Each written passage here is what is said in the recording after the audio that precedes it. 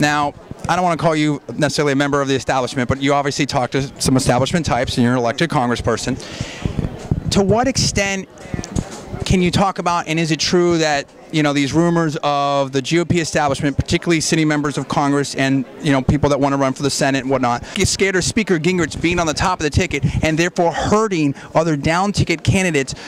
Do you believe that that is a real fear out there? And, you know, to that extent, I mean, obviously there's a legitimate issue there because obviously the Republicans want to keep the House and keep the Senate and gain the Senate. Look, if we're going to get this country turned around, we got to defeat Barack Obama, we got to hold the House of Representatives and win back the Senate. That's a tall order. Unfortunately, Mr. Gingrich has been mired in scandal, both personally and professionally, for a long time. He has a tendency to get unhinged. He's not very disciplined.